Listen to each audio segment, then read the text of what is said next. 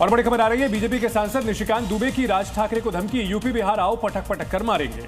निशिकांत दुबे ने कहा कि हिम्मत है तो यूपी बिहार आकर दिखाओ। भाषा विवाद पर निशिकांत दुबे की ये धमकी सामने आई है। आगे उन्होंने कहा कि उर्दू बोलने वालों को पीट कर दिखाओ। तो महाराष्ट्र में भाषा का विवाद अब लगातार बढ़ता चला जा रहा है और इसमें हर दिन किसी नए नेता की एंट्री हो रही है और बीजेपी के सांसद निशिकांत दुबे ने राज ठाकरे को चेतावनी दी है। मैंने हमेशा कहा है कि जब अपने घर में हो, महाराष्ट्र में हो, यदि बहुत बड़े बॉस हो तो चलो बिहार, चलो उत्तर प्रदेश, चलो तमिलनाडु, तुमको पटक पटक के मारेंगे। ये एनार्की जो है नहीं चलेगी। 3 दिन के बाद सावन की शुभ शुरुआत हो जाएगी, लिहाजा दिल्ली में भी कांवड़ रूट पर नॉनवेज की दुकानों पर पूरे सावन ताला लगा रहे। इसके लिए आम आदमी से लेकर बीजेपी विधायक तक सभी सरकार से मांग दोहरा रहे हैं। यूपी में कांवड़ यात्रा के लिए सीएम योगी की तैयारियों के मुरीद दिल्ली वाले भी हो गए हैं। दिल्ली सरकार में शामिल कई नेता तो ये मांग कर रहे हैं कि दिल्ली में भी कांवड़ रूट पर मीट की दुकानों को पूरी तरह बंद कर दिया जाए। कांवड़ यात्रा जो भी हमारे यहाँ से निकलेगी, हमारे दिल्ली में जिस भी क्षेत्र से निकलेगी, वो क्षेत्र में जितनी मांस की दुकान है वो बंद रहनी चाहिए और खासकर जिस दिन जल चढ़ेगा उस दिन बंद रहना चाहिए।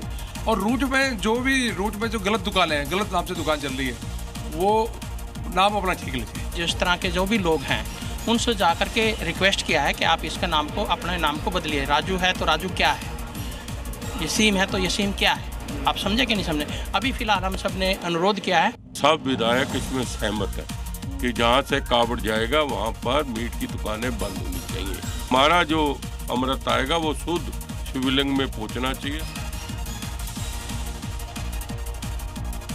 तो सावन के पावन महीने की शुरुआत सिर्फ 3 दिन के बाद होनी है, लेकिन इसे लेकर योगी सरकार ने अभी से कमर कस ली है। सीएम योगी से लेकर खुद मंत्री तक मैदान में उतर आए हैं।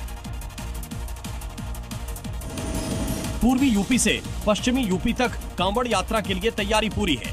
खुद सीएम योगी एरियल सर्वे कर तैयारियों का जायजा ले रहे हैं। महीने भर उत्सव का माहौल रहेगा। इसे देखते हुए यूपी सरकार ने चाक चौबंद इंतजाम किए हैं। कांवड़ यात्रा में किसी तरह की रुकावट न हो, इसे लेकर सड़कों को भी दुरुस्त किया जा रहा है। पुरुषों और महिलाओं के लिए साफ और स्वच्छ शौचालयों का इंतजाम किया जा रहा है। बहुत से कांवड़ यात्री रात में चलते हैं, उनका जो मार्ग है वो अंधेरा युक्त न हो, कहीं उनके मार्ग में कीड़ा, सांप, बिच्छू आकर के उनको नुकसान न पहुंचावे। इस प्रकार की बारीक सोच के साथ, बारीक विचार के साथ हम लोग बिजली का भी प्रबंधन करते हैं। और आइए आपको दिखाते हैं देश की 5 बड़ी खबरें। प्रधानमंत्री मोदी 17वें ब्रिक्स शिखर सम्मेलन में शामिल होने के बाद आज राजकीय यात्रा के लिए ब्राजीलिया दौरे पर है, जहां वो राष्ट्रपति लुला डी सिल्वा के साथ व्यापार, रक्षा, ऊर्जा, अंतरिक्ष, कृषि और स्वास्थ्य जैसे अहम मुद्दों पर बातचीत करेंगे। और इस दौरान दोनों देशों के बीच रणनीतिक साझेदारी बढ़ाने पर भी द्विपक्षीय वार्ता होगी। ब्राजील दौरे पर पीएम मोदी ने ब्रिक्स सम्मेलन में भाग लेने के साथ साथ कई अहम द्विपक्षीय बैठकें भी की। इस दौरान पीएम मोदी ने उरुग्वे के राष्ट्रपति ओरसी के साथ द्विपक्षीय वार्ता की। दोनों देशों के बीच डिजिटल सहयोग, रक्षा, रेलवे संबंधी कई मुद्दों पर वार्ता हुई। पीएम मोदी ने पहलगाम आतंकी हमले की कड़ी निंदा करने के लिए राष्ट्रपति ओरसी का आभार जताया और आतंक के खिलाफ लड़ाई में भारत के साथ उरुग्वे की एकजुटता की सराहना की। बिहार में वोटर लिस्ट की जांच और सुधार मामले पर सुनवाई के लिए सुप्रीम कोर्ट तैयार हो गया है। चुनाव आयोग के फैसले को चुनौती देने वाली इन सभी याचिकाओं पर 10 जुलाई को सुप्रीम कोर्ट में सुनवाई होगी। याचिकाकर्ताओं की मांग है कि इस संशोधन प्रक्रिया पर तत्काल रोक लगाई जाए। अमरनाथ यात्रा के दौरान आस्था का सैलाब देखने को मिल रहा है। बाबा बर्फानी के भक्तों में भारी उत्साह का ये आलम है। सोमवार को यात्रा के 5वें दिन करीब 24,000 श्रद्धालुओं ने बाबा बर्फानी के दर्शन किए। 3 जुलाई से शुरू हुई अमरनाथ यात्रा में अब तक करीब 1 लाख श्रद्धालु भगवान भोलेनाथ के दिव्य शिवलिंग के दर्शन कर चुके हैं।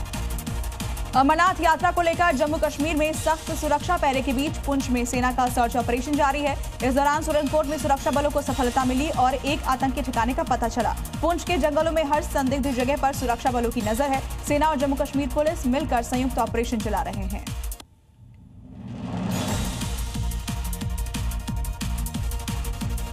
बड़ी खबर आ रही है एमपी से, जहां लगातार बारिश जारी है। एमपी के शहडोल में भारी बारिश हुई है और भारी बारिश के बाद जिला अस्पताल कैंपस में भी जलभराव हो चुका है।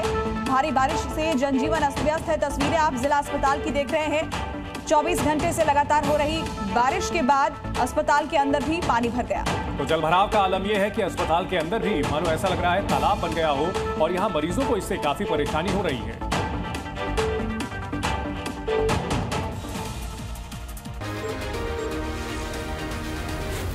Z News.